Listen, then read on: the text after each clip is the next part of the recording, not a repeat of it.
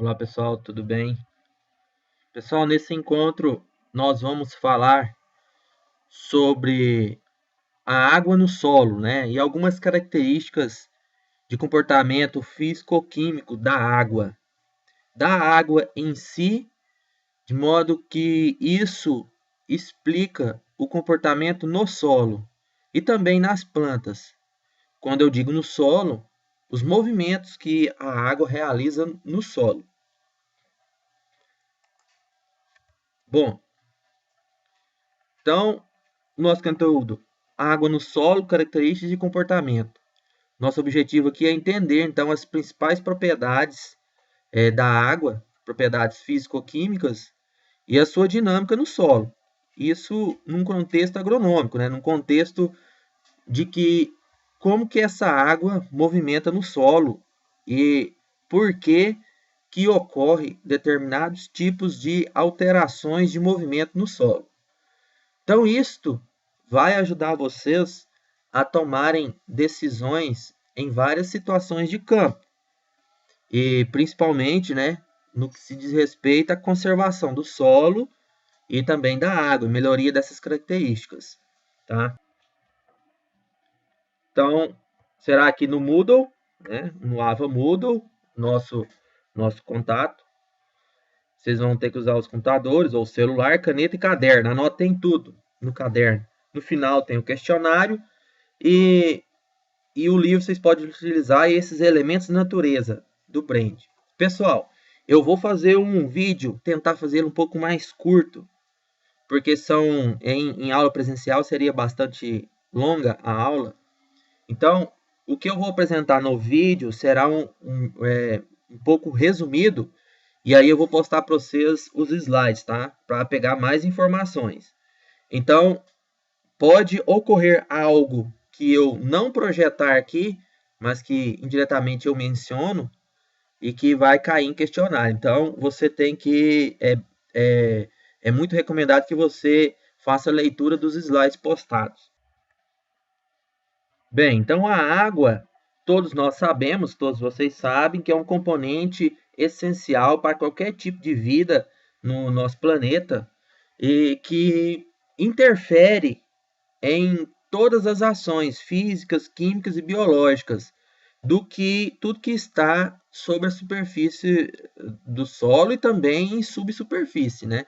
Então, nós dependemos dela, a vida depende da água, tá? Então, tudo que existe na natureza tem relação direta ou indireta com a água. Mais especificamente, a água no solo, nós já temos algumas relações diretas, intrínsecas, uma relação íntima entre o solo e a água, né? Não existe água límpida, potável, própria para consumo, sem antes ser armazenada no solo, porque o solo é que dá a vida, é que dá a qualidade, é o que garante a disponibilidade de água. Então, a água depende do solo, tá? Como armazenamento, como fornecimento de qualidade para a água. E as plantas dependem do solo com água. Então, isso está tudo relacionado, né? E aí nós temos variações de quantidade de água no solo. E isso interfere muito naquilo que o solo fornece para as plantas. Então, a variação de nutrientes pode ocorrer, né? Que são taxas de lixiviação, quer dizer, lavagem, carregamento de nutrientes da superfície do solo para a subsuperfície, através do movimento de água, né, isso ocorrendo no solo, escoamento da água na superfície do solo, né, causa erosão, evapotranspiração, que é a transpiração da água pelas plantas, né, porque a planta precisa de água para conduzir nutrientes e realizar atividades fisiológicas. Então, nós temos uma relação muito íntima entre a água, o solo e a planta, tá? Bem, pessoal, mais especificamente a água, agora olhando um ponto químico da molécula de água, a água H2O, né, duas moléculas de hidrogênio aqui em vermelho e uma de oxigênio, onde são unidas por pontes de hidrogênio ou ligação de Van der Waals, né, pontes de hidrogênios, e que ligação de hidrogênio, Van der Waals não, ligação de hidrogênio, e que essas ligações são muito fortes. Essas ligações, essa ligação que ocorre entre a molécula de oxigênio e hidrogênio, ela é muito estável, muito forte. E graças a isso, nós temos a forma líquida da água, porque as moléculas de água, elas se unem através dessa ligação, formando um polímero, não é uma polimerização dessas moléculas, que é o que torna aquela água escoável, né? Então, graças a isso, nós temos o líquido, o fluido, a água, que é a união dessas moléculas. E isso daí provoca algumas forças no solo, né, que é muito importante para a gente, muito relacionado para nós das ciências agrárias, para as ciências do solo, que é as forças de coesão, adesão e tensão superficial, que está relacionada à água. Coesão, atração das moléculas de água por outras moléculas de água. Certo? Então, isto é o que garante o movimento, o fluxo, né? Em função, depois da polimerização, essa coesão aí, que dá, essa força de coesão é que dá esse movimento, a fluidez do líquido. A adesão é a atração das moléculas de água nas superfícies de outras partículas sólidas. Pode ser uma mesa, uma parede, uma planta, um solo, qualquer superfície sólida. É a atração da água com essa superfície. E não com outra molécula de água. Aí, no caso, seria coesão, né? Então, isso ocorre constantemente na natureza. Possível solo reter água e controlar o movimento de água no solo. Então, agora, dependendo do tipo que o solo, dependendo das concentrações e tipos de partículas que o solo possui, a água terá uma sistemática, uma dinâmica diferente. Então, se o solo é mais argiloso ou mais arenoso, o movimento de água é diferente em função das forças de coesão e adesão. Nós temos aí a plasticidade, que é a união das forças de adesão e coesão nas argilas do solo, que forma aquele barrinho que dá para você moldar um barro, né? um solo, né? Fazer um biscoitinho de barro, né? Então, essas são as principais forças, tá? A tensão superficial, a gente já diz logo aqui à frente. Bom, só mostrar aqui esse outro slide aqui, ó, onde chama atenção para as forças de coesão e adesão, tá? Que é a atração dessas moléculas. Depois vocês deem uma lida nesse texto para ficar mais entendível. Eu não vou ficar falando aqui porque vai alongar demais o vídeo. Então pause aí, faça uma leitura. Aqui nós temos a tensão superficial, né? Que é a interação da água com o ar. Veja aqui, ó, aqui em azul, expresso em azul, seria o fluido, né? A água. E aqui fora desse azul é, então, o ar. Então, a tensão superficial é essa área exposta da molécula de água com o ar, as moléculas de oxigênio. Tá? No caso, a força de coesão é maior em detrimento do ar. Faz parecer uma membrana elástica sobre a superfície da água. Então, é como se houvesse algo protegendo a superfície da água para entrar na água. Né? Quando você coloca o dedo na água, um copo d'água, você coloca o seu dedo na água, você vai perceber que a água tende a envolver o seu dedo com uma certa dificuldade se seu dedo estiver oleoso, ou com uma certa facilidade se os seus dedos estiverem cheios de sabão. Veja aqui, pessoal, um exemplo do que eu acabei de dizer, né? O que refere-se à tensão superficial. Ó. Essa dificuldade de a água de interar com uma superfície sólida, no caso aqui, os dedos. Né? Veja aqui no percevejo aquático, ele não consegue penetrar o seu corpo na água. Agora, se você passar, né, o sabão, que é uma molécula anfipática, aí sim há a quebra da tensão superficial. E aí o corpo do inseto pode ser submergido, né? Então, depois vocês dêem uma olhada no material teórico, a interferência do sabão nisso daí. E dos adjuvantes que a gente utiliza em caudas agrícolas ou até mesmo pecuária, né? Para fazer com que o produto que está sendo levado pelo veículo, que é a água, fazer que ele tenha uma maior cobertura sobre a superfície.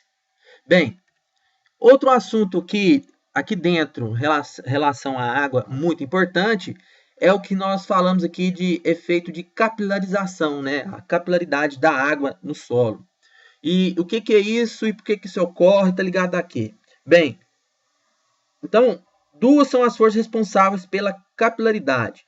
A força, a atração da água em direção a um sólido, que é a adesão, a tensão superficial da água, que em grande parte se deve à atração das moléculas entre a água, da água e entre si, e da água com o ar, ou com também a superfície. Então, são duas forças aqui, a de adesão e a de coesão, né, que é, no caso, a adesão, que é essa atração da água com o sólido, e da coesão, que é da água com a água, que forma o filete de água, né? E a tensão, a tensão superficial, quando ela é menor possível, facilita ainda mais a capilarização. O que é a capilarização? A capilarização é o movimento de água no sentido ascendente, de baixo para cima, porque a mesma ela ocorre em função da tensão superficial na parede do tubo. Então, essa tensão superficial aliada às forças de coesão e adesão que faz com que o líquido suba no tubo. A tensão superficial é essa capacidade que tem aqui, ó, da água ser aderida, atraída pela parede do tubo, juntamente com a força de coesão, que é a força da água, com a molécula de água, com a superfície do tubo. E a força de adesão, que é, né, da água com a molécula de água com a molécula de água. E isso faz com que a água suba no tubo. Aqui nós estamos falando, veja um outro exemplo aqui, ó, né? Isso possibilita que a água ela movimenta em um tubo muito fino por grandes alturas ou grandes tensões, né? E isto, pessoal, no solo tem uma grande interferência no que está relacionado aos poros do solo. Então, aqui os poros do solo refere-se ao tubo que eu estou mencionando. Aqui é os poros do solo em caminhos tortuosos, parecido com um tubo, né? Então a água ela tende a subir de subsuperfície para superfície. Se a superfície, é claro, é óbvio, se estiver seco, né? No movimento seco, na época seca, por exemplo, período seco, né? No período de chuva é o contrário, né? Se chover muito na superfície, a água vai descer, atendendo à força gravitacional, né? Então, existe uma equaçãozinha simples para determinar a tensão, a altura de um tubo. Deixa eu procurar ela aqui para você ver. Aqui, ó. Onde a altura do tubo, ou a altura, que é o caminho percorrido, pode ser somando aqui o caminho percorrido pelos poros do solo, né? Também pode ser falado em altura. Se eu somar tudo aqui, o caminho percorrido aqui, dá um certo comprimento.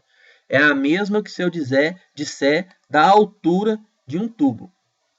Então, a equaçãozinha, isso, a altura é igual a 0,15 dividido pelo raio do tubo. A altura do tubo é igual a 0,15 dividido pelo raio do tubo. Então, veja, a altura do tubo capilar é inversamente proporcional ao raio. Pode ver aqui, ó, inversamente proporcional, né? A seção capilar é proporcional à densidade do líquido. A ascensão capilar é proporcional à densidade do líquido. Ou seja, veja só. Então veja aqui um exemplo, né? O mercúrio. O mercúrio tem uma densidade muito alta, de 13 quilos por litro. Então ele tem uma dificuldade de subir no tubo muito maior, né? A ascensão capilar é diretamente proporcional à adesão. Então são forças diretas aí, né? A subida do líquido, do fluido no tubo capilar, ela é diretamente proporcional à adesão. Então, quanto mais ocorre adesão entre as moléculas de água, mais a ascensão é mais alta, tá? Então, finalizando esse assunto, veja esse exemplo, né? Quanto menor o diâmetro de um tubo, mais alto é a sua altura alcançada. E o contrário, quanto maior o diâmetro de um tubo, mais baixo é a altura alcançada. Por quê? Porque não ocorre as forças de tensão superficial e coesão na parede do tubo não conseguem puxar as forças de adesão aqui, o líquido, para subir.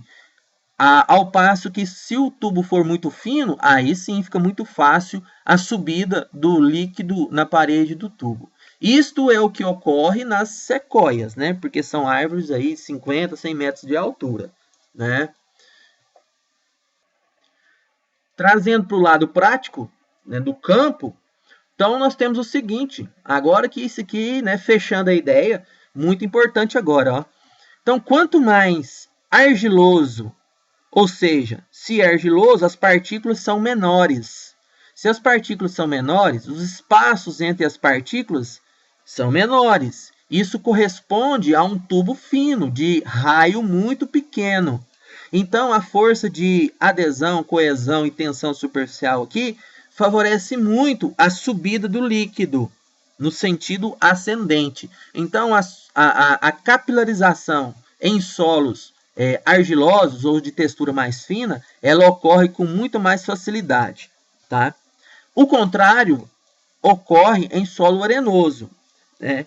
Até chegar ao passo em que a água ela não consegue capilarizar, porque pode ser que a parede do tubo seja muito grande em diâmetro, ou quer dizer que os espaços porosos sejam muito grandes, então não tem força suficiente de adesão e tensão superficial para arrastar através das forças de adesão o líquido e no sentido ascendente contra a gravidade, tá? Então as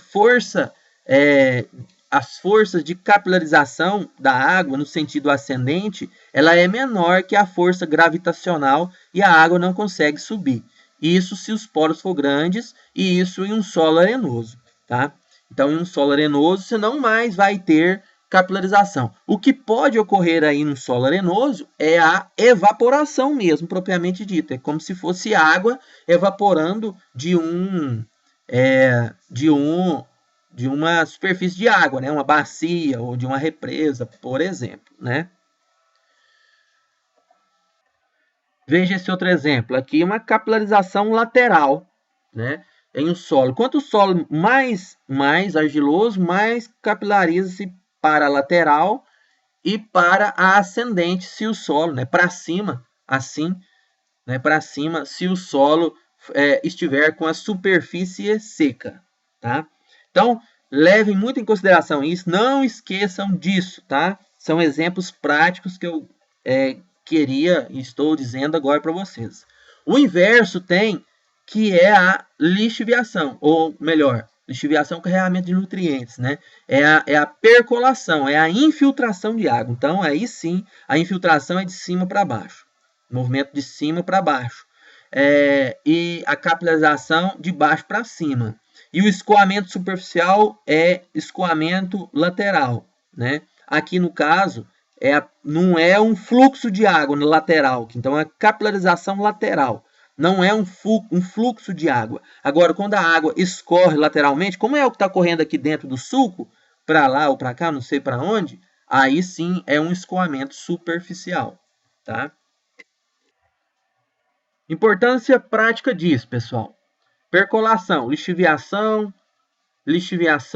e percolação está relacionada à lixiviação e também à capilarização, que é movimento ascendente, lixiviação descendente, né? Na prática, isso é muito importante para o nosso controle de água no solo, né? Na irrigação de pastagens, irrigação de culturas, né? Pivô central, enfim. Então, nós precisamos conhecer bem qual é a textura do solo, argila ou areia, e saber qual é a dinâmica desse solo relacionada à água, se ele tem um bom poder de armazenamento ou não. Lembrando que a matéria orgânica, pessoal, eu não falei aqui ainda, mas ela ajuda muito a reter a água, em segurar a água na superfície, tá? Então, um solo arenoso que tem problemas de retenção de água, porque os poros possuem diâmetro grande, um solo arenoso deve conter maior teor de matéria orgânica para reter água, tá? Aí você consegue ter maior disponibilidade do sistema radicular das plantas. Então, vocês precisam ter esse entendimento, né, da classe textural dos solos, né? Variação do teor de argila, silt e areia.